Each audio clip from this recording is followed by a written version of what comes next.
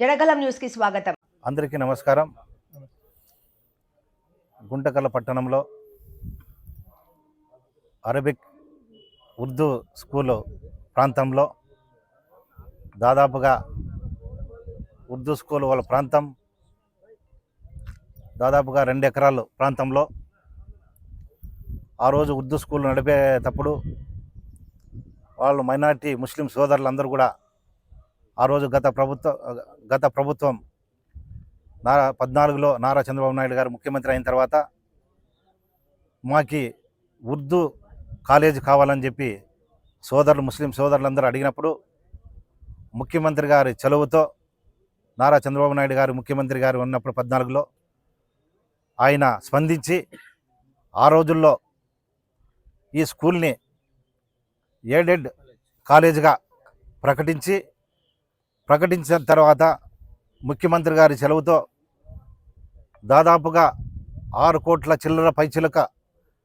నిధులు కేటాయించి ఎంఎస్డిపి గ్రాంట్ ద్వారా నిధులు కేటాయించి దాదాపుగా 6 కోట్ల చిల్లర నిధులు కేటాయించిన తర్వాత 14 నుంచి 19 వరకు ఆ బిల్డింగ్ కన్స్ట్రక్షన్ పూర్తి అయిన తర్వాత అప్పుడు ప్రభుత్వం మారిన తర్వాత గత ప్రభుత్వం ఎలాంటి నిర్లక్ష్యం వల్ల ఈ 5 సంవత్సరాలు పూర్తిగా వాళ్ళు ఏమాత్రం కూడా పట్టించుకోని పరిస్థితుల్లో కనీసం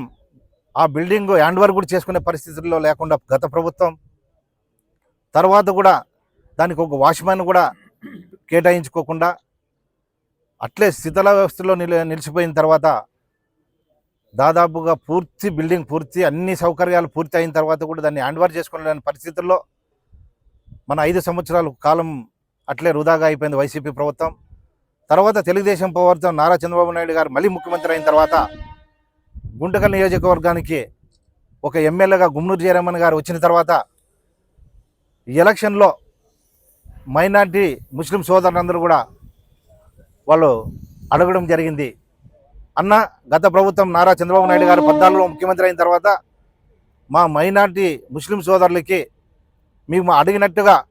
మాకు ఉర్దూ కాలేజ్ కావాలని చెప్పి మేము అడిగినప్పుడు సరే మా కమిటీ ద్వారా 2 ఎకరాల ప్రాంతం 2 ఎకరాలు మేము ఇస్తామని చెప్పి కమిటీ వారు ముందుకు వచ్చినప్పుడు 2 ఎకరాలు కమిటీ వారు ఇచ్చిన తర్వాత నారా చంద్రబాబు నాయుడు గారు తక్షణమే కాలేజు నిర్మాణానికి 6 కోట్ల చిల్లక నిధులు కేటాయించి పూర్తి చేసిన తర్వాత గత ప్రభుత్వం మారిన తర్వాత వైసీపీ ప్రభుత్వం వచ్చిన తర్వాత దాన్ని ఎలాంటి సౌకర్యాలు ఎలాంటి పరిస్థితులు దాన్ని హ్యాండ్ ఓవర్ చేసుకునే పరిస్థితుల్లో లేనందువల్ల మళ్ళీ ఇప్పుడు మన ప్రభుత్వం తెలుగుదేశం ప్రభుత్వం అధికారంలోకి వచ్చి నారా చంద్రబాబు నాయుడు గారు మళ్ళీ ముఖ్యమంత్రి అయిన తర్వాత మళ్ళీ ఈరోజు పట్టణంలో గుమ్మనూరు జయరామన్ గారు ఎమ్మెల్యే గారి ఆధ్వర్యంలో ఈ కాలేజీకి సందర్శించడం జరిగింది. మైనారిటీ సోదరులందరూ కూడా ముస్లిం సోదరులందరూ కూడా వచ్చి సందర్శించడం జరిగింది. ఖచ్చితంగా ఆ రోజుల్లో చంద్రబాబు నాయుడు గారు ఏదైతే పూర్తి చేశారో బిల్డింగు ఈ ప్రభుత్వం మళ్ళీ ముఖ్యమంత్రి గారు తెలుగుదేశం పార్టీ వచ్చిన తర్వాత ఖచ్చితంగా పూర్తి చేసి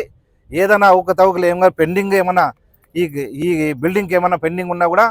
దాన్ని కూడా పూర్తి చేసి ఖచ్చితంగా మైనారిటీ సోదరుల కోసం పిల్లల కోసం ఖచ్చితంగా దీన్ని పూర్తి చేస్తామని చెప్పి ఈ సందర్భంగా మీరు అందరూ కూడా మాట ఇవ్వడం జరుగుతుంది. దాదాపుగా కూడా నెక్స్ట్ ఇప్పుడు దీంట్లో 5 సంవత్సరాలు అయిన తర్వాత దీంట్లో అన్ని సౌకర్యాలు అంటే ఎలక్ట్రికల్ ప్రాబ్లం ఉంది. ఎలక్ట్రికల్ డోర్లు విండోస్ అన్నీ కూడా ఇవన్నీ కబ్జా అవన్నీ తీసుకొని వెళ్ళిపోయారు కాబట్టి పూర్తిగా ఎలక్ట్రికల్ లేదు, డోర్లు లేవు, కిటికీలు లేవు. పూర్తిగా దాన్ని ఎస్టిమేట్ తీసుకొని దానికి దాదాపుగా 30-40 లక్షలు మళ్ళీ కూడా ఖర్చు అవుతుంది కాబట్టి ఖచ్చితంగా కలెక్టర్ గారి దృష్టికి తీసుకుని వెళ్ళి ఏదైనా మినరల్ ఫండ్ ఏదన్నా జిల్లాలో మినరల్ ఫండ్ ఏమన్నా ఉంటే ఖచ్చితంగా మాకు ఈ అవకాశం కలిగిస్తే మైనారిటీ సోదరులకి మంచి చేసినట్లు మన పిల్లలకి భవిష్యత్తు కోసం మంచి చేసిన వాళ్ళు మనం అవుతాం కాబట్టి ఏదన్నా అభివృద్ధి జరగాలంటే కేవలం తెలుగుదేశం పార్టీలోనే అభివృద్ధి జరిగేదానికి ఇది ఖచ్చితంగా పూర్తి చేసామని సందర్భంగా మైనారిటీ సోదరులకు మాట ఇవ్వడం జరుగుతుంది. ఇప్పుడు ఉండే high school Arabic high school ప్రస్తుతానికి అది శీతల వ్యవస్థలో ఉంది కాబట్టి ప్రస్తుతానికి షిఫ్టింగ్ పర్మిషన్ వాళ్ళ సోదరులు, మైనార్టీ సోదరులు, ముస్లిం సోదరులు అంతా ఎమ్మెల్యే గారిని అడిగినప్పుడు ఖచ్చితంగా నేను షిఫ్ట్ చేయిస్తానని చెప్పి షిఫ్టింగ్ పర్మిషన్ కూడా మనకి వచ్చింది. షిఫ్టింగ్ పర్మిషన్ వచ్చిన తర్వాత ఈ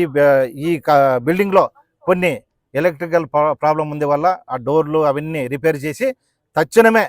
షిఫ్టింగ్ కూడా ఇక్కడ చేయిస్తామని సందర్భంగా అందరికి కూడా మాట ఇవ్వడం జరుగుతుంది.